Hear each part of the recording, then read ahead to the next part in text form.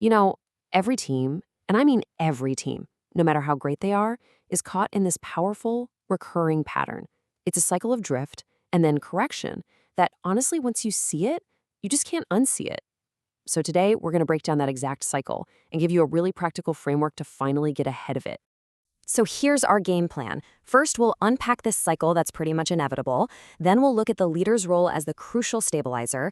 After that, we're going to dive deep into the early warning signs of drift, talk about why discipline is something you just can't outsource, and then finally, lay out a clear, actionable plan to break the pattern and get your team back in alignment.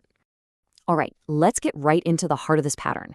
Now, this isn't some theoretical concept from a business school textbook. Oh no. This is like a mirror, reflecting what's probably happening inside your organization right now.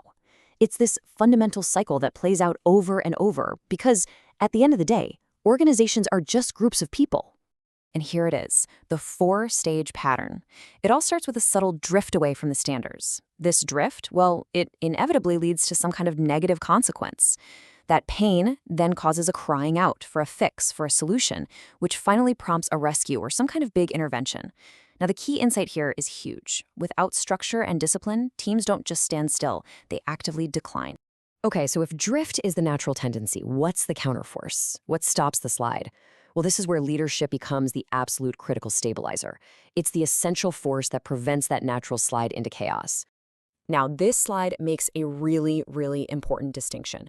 Leadership as a stabilizer, it isn't about being a micromanager, pulling every single string. It's about being an anchor. It's all about providing that unwavering consistency on the vision and the standards, so the team can handle whatever comes their way without getting pulled off course. You don't control their every move. You just hold the line they can all rally to. The entire cycle kicks off with that first, really quiet phase, drift. And frankly, it's the most dangerous phase precisely because it's so easy to miss.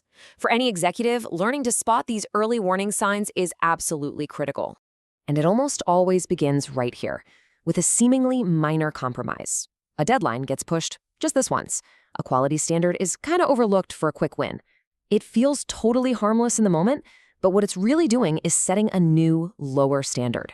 And next, you start to see a pattern of loose ends. Think of it like organizational debt. Projects that get stuck at 95% complete. Action items from meetings that just vanish. Those really tough conversations that get put off and then put off again. Each one of those loose threads doesn't just disappear. It becomes a snag that will absolutely trip up the entire team down the road. So as this drift really takes hold, you'll start to notice the quality of decisions just tanks. They shift from being strategic and principled to being reactive and emotional. The team starts making choices to avoid conflict or just get some short-term relief, instead of focusing on the long-term mission. This is where you see psychological safety just erode and people stop challenging bad ideas. And this just perfectly illustrates the snowball effect, right? Each one of these small slips, the compromises, the loose ends, the emotional decisions, it all builds on the last one. Ignoring them doesn't make them go away. It literally guarantees a significant, painful outcome, whether that's losing top talent, market share, or just crushing team morale. Which leads us to a really crucial point for anyone in a leadership role. You can't just buy a system or delegate a process to keep everyone aligned. It is a standard that you personally have to embody and you have to enforce. This quote just gets right to the heart of it. Without a central, disciplined direction, what do people do? They naturally default to doing what seems right in their own eyes. And that means they start optimizing for their own team, or their bonus, or their career path.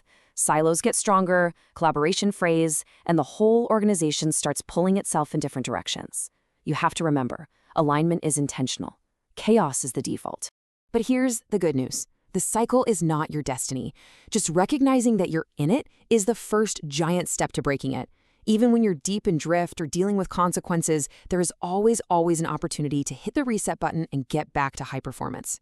So how do you actually break the cycle? Well, it comes down to these 3 steps. First, awareness. You have to see the pattern for what it is, and you have to name the drift out loud. Don't sugarcoat it. Second, discipline. This is a public recommitment to the standards you let slide. You have to hold the line, first for yourself, then for everyone else. And third, action. You have to intervene decisively, make that tough call, have that conversation you've been avoiding, stop the project to fix the foundation. The key is, don't wait. So the biggest takeaway today is this. This leadership cycle isn't just some historical curiosity. It's a living, breathing diagnostic tool for your team, for your company, right now. It is a predictable pattern, and because it's predictable, it's absolutely manageable, with consistent, disciplined leadership. So, I'm going to leave you with this one question to take back to your work. I want you to really think about your team, your projects, your organization. Where are the small compromises starting to creep in? Where are the loose ends starting to fray? Find that place, because that is precisely where your leadership is needed the most, right now.